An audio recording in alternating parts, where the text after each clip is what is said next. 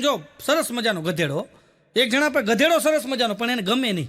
ગધેડો હતો પણ એને ગમે નહીં. એટલે બરાબર એ ગયો બાજુના શહેરમાં ગુજરી હાલતી હતી, ત્યાં ગયો, ઘરે આવ્યો એટલે એની ઘરવાળી પૂછ્યું, ક્યાં ગયા હતા તમે સવારના, આ બપોરના 2 વાગ્યા તમે ગયા હતા ક્યાં? અને ત્યારે એણે કીધું કે મને જે ઓલો નહોતો ગમતો ને ગધેડો, એ ગધેડો હું બાજુમાં ગુજરીમાં વેચવા ગયો હતો. એમ કે આ બાજુની ગુજરીમાં વેચવા ગયો તો એ કે કેટલામાં વેચ્યો? એ કે અરે એ કે બોલવાવાળાએ શરૂઆત તો એ કે 500 રૂપિયાથી કરી હતી. એમ 500 રૂપિયાથી શરૂઆત કરી, પણ વેચો કેટલામાં? એ કે હા ભાઈ, એણે 500 રૂપિયાથી શરૂઆત કરી, પણ આપણા ગધેડાને એટલા વખાણ કર્યા કે આ ગધેડો કામઢો છે, આ ગધેડો હોશિયાર છે, આ ગધેડો બુદ્ધિશાળી છે, આ ગધેડો મહેનતુ છે, એમ વખાણ કરતો ગયો. અને સામે બોલવાળા છે એની સંખ્યા વધતી ગઈ કે એ 5000 ને પછી એમ કહેવાય કે 10,000 ને 12,000 ને 18,000 ને. એની ઘરવાળી કે પણ વેચાણો કેટલામાં? ત્યારે આ બોલ્યો કે એ ગધેડો છે ને પૂરા 21,000માં વેચાણો. એમ 21,000માં આપણો ગધેડો વેચાણો? કે હા. લીધો કોણે? એ કે મેં લીધો. તમે લીધો 21,000માં? એ કે હા મેં લીધો. ત્યાં બહાર ગધેડો ભૂક્યો. એટલે એની ઘરવાળી કીધું, તમને જે ગમતો નહોતો એ ગધેડો તમે 21,000માં લીધો, એનું કારણ શું? અને ત્યારે ઓલાએ કીધું કે એ ગધેડાના ઓલા એટલા વખાણ કર્યા, એ જે હરાજી કરતો હતો એણે એટલા વખાણ કર્યા. તો મને વિચાર આવ્યો કે આપણા ગધેડાની અંદર એટલી બધી ખાસિયત છે અને મને ખબર નથી.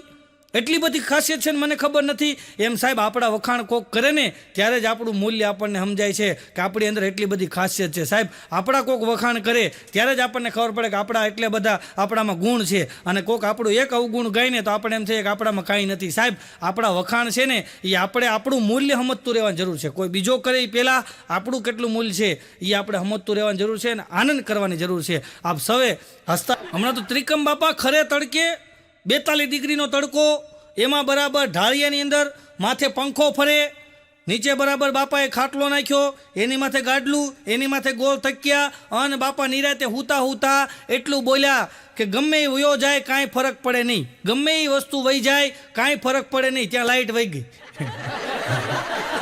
પછી બાપા બેઠા, બીજું હું હતું પણ લાઇટ વહી ગઈ. અમારો બાઘો છે ને એને માથે પાટો, બાઘાને માથે. મેં કીધું શું થયું? મને કે ઉજાગરા. અરે મેં કીધું ઉજાગરામાં પાટો કેવી રીતના આવ્યો? અરે મને કે સાંભળ તો ખરો કે આપણી સામે ત્રિકમ બાપા નથી રહેતા. મેં કીધું હા. એ કે એનો છોકરો નહીં મગનો? મેં કીધું હા. એ કે ત્રિકમ બાપાને મગના નહીં કે રાતે મગજમારી થઈ ગઈ, અને એવી મગજમારી હાલી રાતના 2 વાગ્યા સુધી મગજમારી હાલી. પણ મેં તને પાટો કેમ આવ્યો? મને કે શાંતિ રહે સાંભળ. એ કે હું એની મગજમારી હાલતી હતી ને ત્યાં હું જાળીએ જોતો હતો ઊભો. અને એ કે પછી મેં ત્રિકમ બાપાને કીધું, બાપા મુંજાય હું ગયા છો, ધોકો ઠપકારો ને એક છોકરાના માથામાં એટલે થઈ જાય છાનું મોનો. એનો છોકરો કે મને કે તું છટકી ગયા, એમ કીધું મને. બાઘો કે એના છોકરાએ મને એમ કીધું તું છટક, પણ હું ત્યાંથી છટકો નહીં. હું ન છટકો એટલે એનો છોકરો કે મગનો મારી વાં ધોકો લઈને થયો. અને મેં કીધું ધોકો માર્યો? મને કે નહીં, હું થાંભલે ચડી ગયો. પછી મગનો વયો ગયો, પણ થાંભલેથી મારો પગ છટકો. જોઈ કે હું ત્રિકમ બાપાને ઘરેથી છટકો હોત ને તો વાંધો ન આવત, થાંભલેથી છટકો. એમાં કે નીચે પડ્યો ને માથામાં પાણો વાગી ગયો. હમણાં તો એક ભાઈને પાસે ફરિયાદ લઈને ગઈ કે તમારા છોકરાને સમજાઈ દેજો કે તમારો છોકરો છે ને મને રોજ કૂતરો કરે છે, કે રોજ કૂતરો કરે છે, તમે એને સમજાઈ દેજો. એના બાપા છોકરાને કે અહીંયા તો તું આને કૂતરો કરશો? તો છોકરો કે હા. એ તને કૂતરા જેવો લાગે છે કે એનું હરખું મોઢું જોઈ કે હરખું મોઢું જો ગધેડા જેવો છે. એ કે ઓલો મગજ એલી ગયો કે તારા બાપા પાસે જાઓ. એ છોકરાના બાપા ને એના બાપા પાસે ગયો. એ કે તમારા છોકરાને સમજાઈ દો, તમારો નાનો છોકરો છે ને એ એમ કે છે કે કૂતરા જેવો છો. એ કે અને તમારો દીકરો મને કૂતરા જેવો કે છે, તમારો દીકરો મને એમ કે છે ગધેડા જેવો લાગે છે. એના બાપા કે પણ શાંતિથી વાત કરીને વાહ ગધેડો ભૂક્યો.